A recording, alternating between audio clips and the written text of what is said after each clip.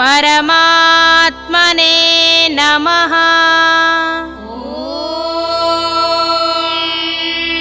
श्री परमात्मने नमः। श्रीमद्भगवद्गीता श्रीमद्भगवद्गीता अथ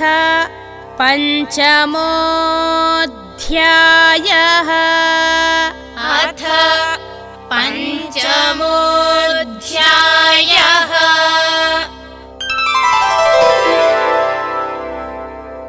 अर्जुन उवाच अर्जुन उवाच सानेन तु तदज्ञानम् ज्ञानेन तु तदज्ञानम् येषां नाशितमात्मनः येषां नाशितमात्मनः तेषामादित्यवज्ञानम् तेषामादित्यवज्ञानम् प्रकाशयति तत्परम् प्रकाशयति तत्परम् तद्बुद्धयस्तदात्मानः तद्बुद्धयस्तदात्मानः तन्निष्ठास्तत्परायणाः तन्निष्ठास्तत्परायणाः गच्छन्त्य पुनरावृत्तिम् पुनरावृत्तिम् ज्ञाननिर्धूतकल्मषाः ज्ञाननिर्धूतकल्मषाः विद्या विनयसम्पन्ने विद्या विनयसम्पन्ने ब्राह्मणे गविहस्तिनि ब्राह्मणे गविहस्तिनि शुनि चैव श्वपाके च शुनि चैव श्वपाके च पण्डिताः समदर्शिनः पण्डिताः समदर्शिनः इहैव तैर्जितः सर्गो इहैव तैर्जितः सर्गो येषां साम्ये स्थितं मनः येषां साम्ये स्थितं मनः निर्दोषं हि समं ब्रह्म निर्दोषं हि समं ब्रह्म तस्माद् ब्रह्मणि ते स्थिताः तस्माद् ब्रह्मणि ते स्थिताः न प्रहृष्येत् प्रियं प्राप्य न प्रहृष्येत् प्रियं प्राप्य नोद्विजेत् प्राप्य चाप्रियम् नोद्विजेत् प्राप्य चाप्रियम् स्थिरबुद्धिरसम्मूढो स्थिरबुद्धिरसम्मूढो ब्रह्मविद् ब्रह्मणि स्थितः ब्रह्मविद् ब्रह्मणि स्थितः बाह्यस्पर्शेष्वसक्तात्मा बाह्यस्पर्शेष्वसक्तात्मा विन्दत्यात्मनि यत्सुखम् विन्दत्यात्मनि यत्सुखम् स ब्रह्मयोगयुक्तात्मा स ब्रह्मयोगयुक्तात्मा सुखमक्षयमश्नुते सुखमक्षयमश्नुते ये हि संस्पर्शजा भोगा ये हि संस्पर्शजा भोगा दुःखयोनय एव ते दुःखयोनय एव ते आद्यन्तवन्तः कौन्तेय आद्यन्तवन्तः कौन्तेय न तेषु रमते बुधः न तेषु रमते बुधः शक्नोतीहैव यः सोढुम् शक्नोतीहैव यः सोढुम् प्राक्शरीरविमोक्षणात् प्राक्शरीरविमोक्षणात् कामक्रोधोद्भवं वेगम् कामक्रोधोद्भवं वेगम्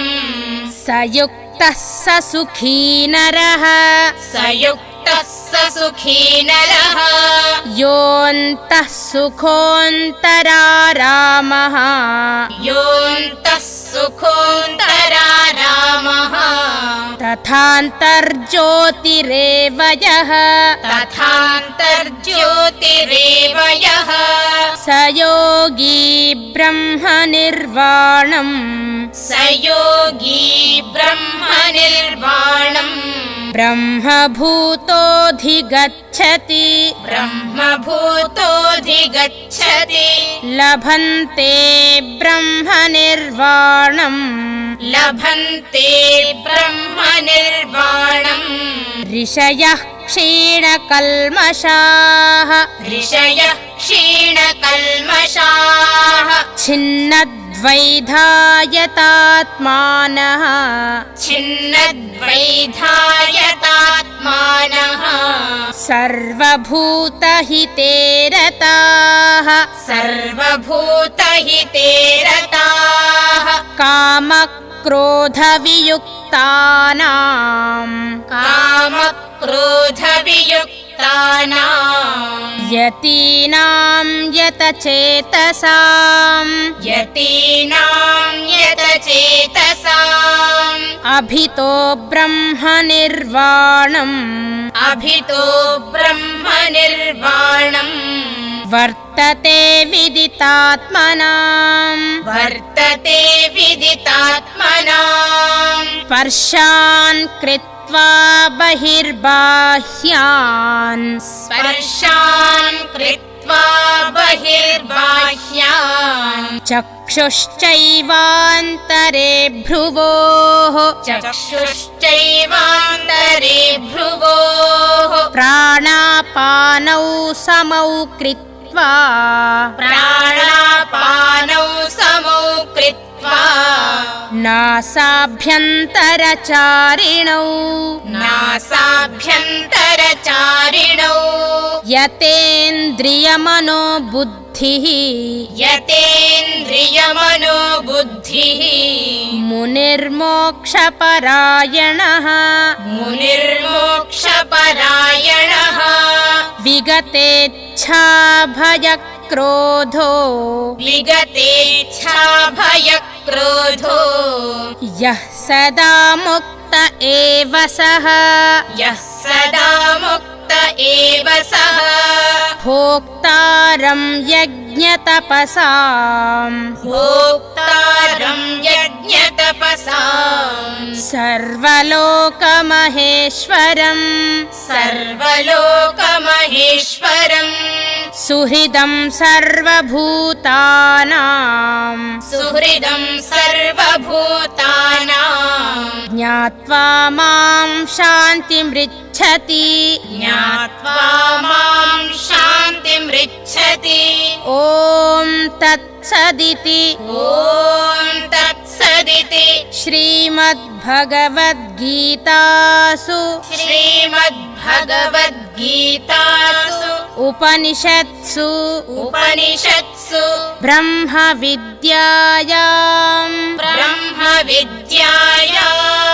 योगशास्त्रे श्रीकृष्णार्जुनसंवादे